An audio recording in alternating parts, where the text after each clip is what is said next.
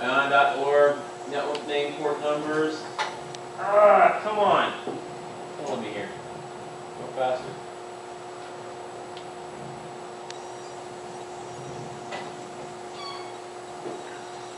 There we go. And I just do a Control F for find. I type in syslog 514. Oh snaps! It's UDP. Ooh, okay. Let's go back to the ASA.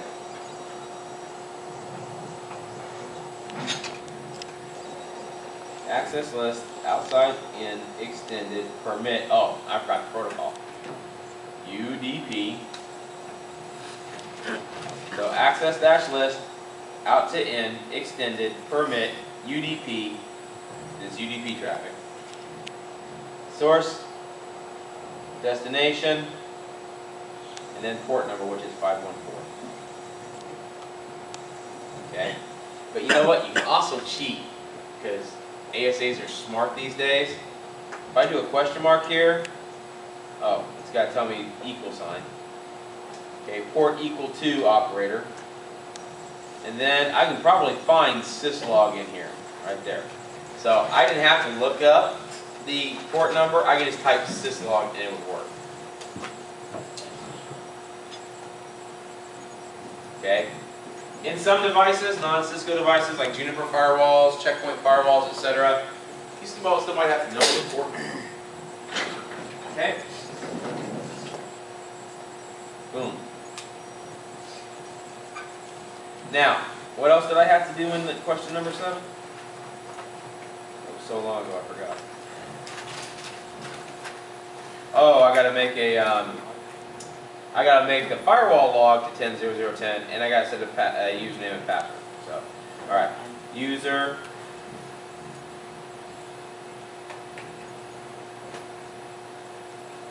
Username, administrator. Now there is no secret in, there's just password, it's encrypted. That'll work just fine. And then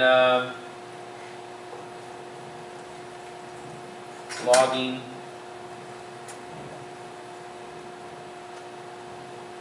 I believe it is host. Syslog messages to a host. Host, and then the IP address. Oh, inside, and then the IP. So logging host inside 10.00.10. Done. So 70%. At this point in time, ladies and gentlemen, you passed the lab. You've gotten a C. Low C, but you've gotten a C. We haven't even put in the main access list yet. Alright. So, create an access list as follows. Remember, you used NAT previously. So, am I going to set these access lists up for the 192 network? I'm going to set it up for the 134 network.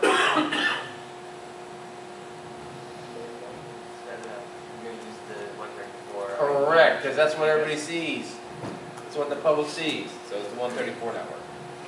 So I'm going to do a couple of these. I'm not going to give you the whole lab.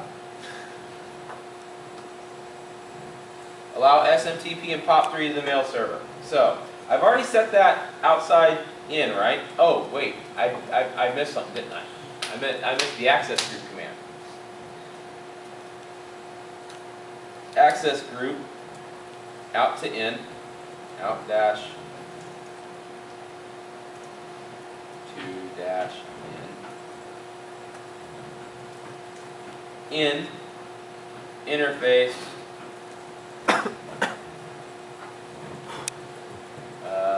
outside. That will set it up on that interface. Okay. Now I've already gotten this going, so I'm just going to reuse it.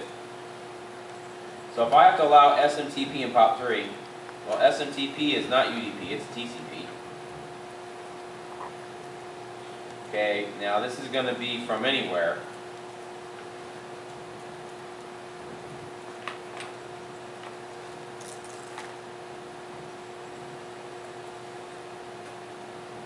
To host 134 dot, what was it? 68, 123 dot 25. And SMTP is port what?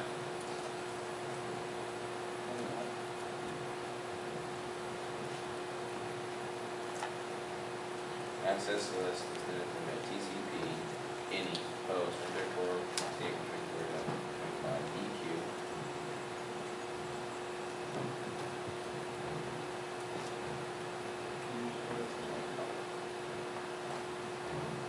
It didn't like it for some reason. It's weird.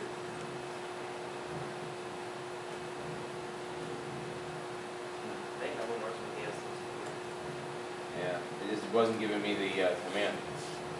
Alright.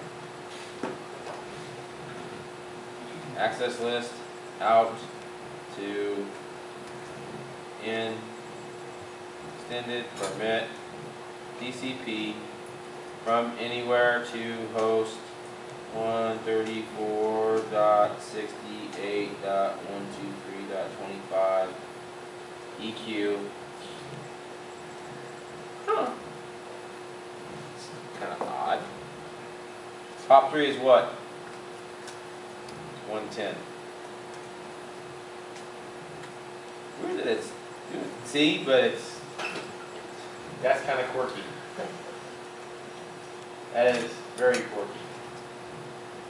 Okay. So I will let you guys finish up the rest of number 8.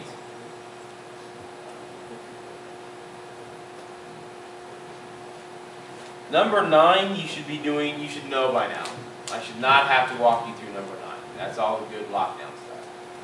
And number 10, install and configure IP inspect on R1 and inspect all web traffic and SMTP traffic outbound. Okay? We went over that in the chapter on CBAC, CBAC. Okay? I've gotten you now at least to a middle C with this explanation lab 4. You guys got to earn a B or an A. Okay, got to do a little bit of studying, a little bit of going back over the notes, over the book, etc. to get IP inspect. There's a clue, big clue, IP inspect on the router, and lock down the devices. Okay? You guys should know how to lock down the devices. HTTP engines, password encryption. Let me state that really loud. Password encryption. It's going to be more than just 2 points this time, guys. Because it's like the first thing I see when I pull up your configuration. If I see no password dash encryption,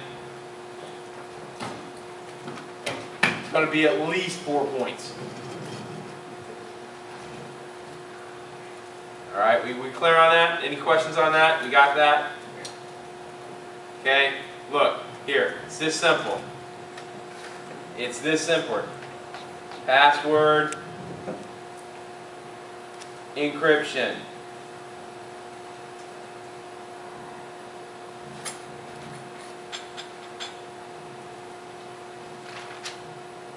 That's it. Now, do show run.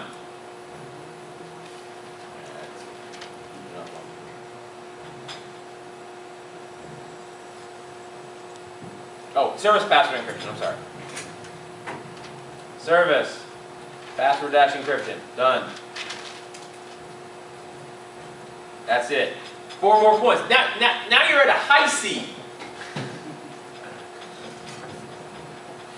All right. Questions on lab 4? Anybody? You said on the ASA the password.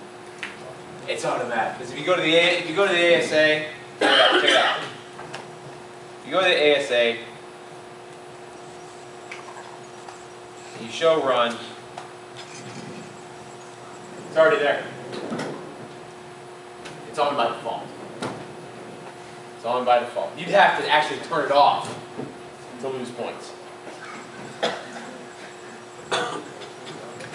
Alright, so real quick here guys, real quick. Okay? I just did a show run on my my ASA. So I'm done, let's just say I'm done with my lab. I'm gonna go up here. That show run from the ASA version down. Capture all this.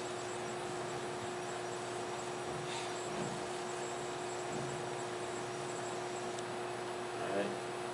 Hit Control C. Open up the WordPad.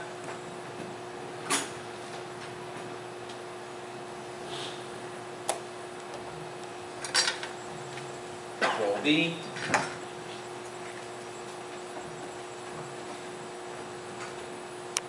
Get it up a little bit.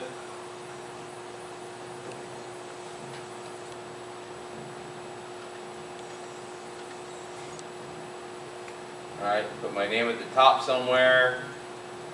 Alright, save that fw1.cfg or fw1.text, txt. That's what I need. Alright, along with your router config. You guys know how to pull router config, so I'm not going to go over that. But that's how you do it for the firewall. If you get stumped and you're like, oh god, I got to come back to this, I can't finish this in one night, fine. Here's what you do to go back. Let's just save this to my desktop. fw-1.txt.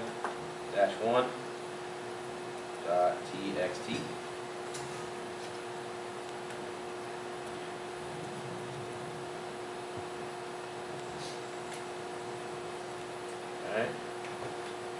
Close it out. I closed my firewall. Oh god, I lost my firewall.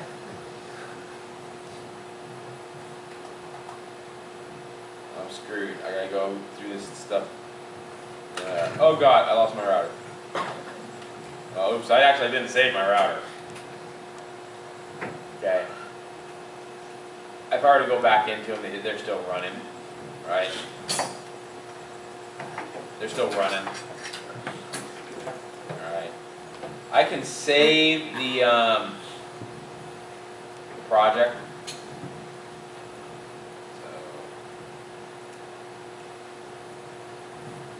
Save. R1 automatically saves to where it's supposed to go. The ASA doesn't.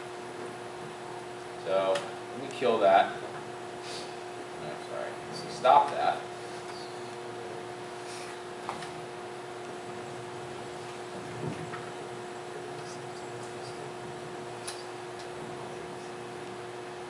Now, my firewall 1 config, right? Good. So here's what I do on the firewall. I go back into GNS3. I open up my project. Find lab 4. Lab 4-final. Pull it up.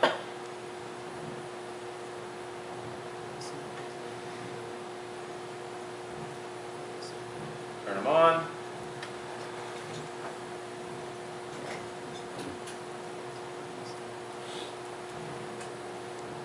All into them.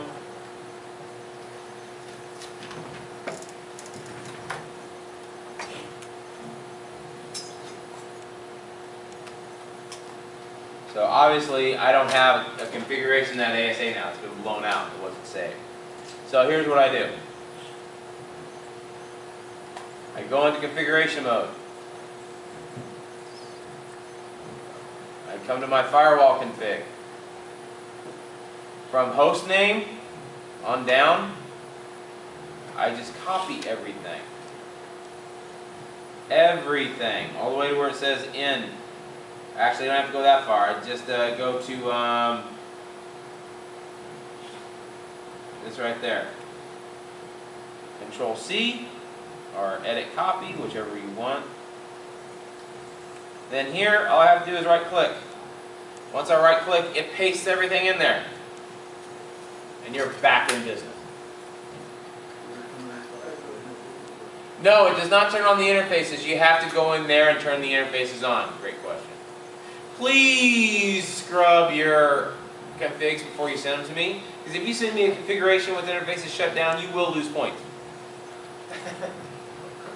Not that some of you have done that in the last couple laps. You know who you are. Any other questions? Yeah? For the disk command, what does that do? What that is doing is that is actually a Linux command to mount the image into the Linux kernel that's running in like a little VM. Okay, it's only specific to GNS3. If you had a real ASA, when you turn it on, you don't ever see that. Any other questions? Yes, no, maybe so. Otherwise, I'm shutting down because I have to go. I still have to hit the gym. My day's not over yet.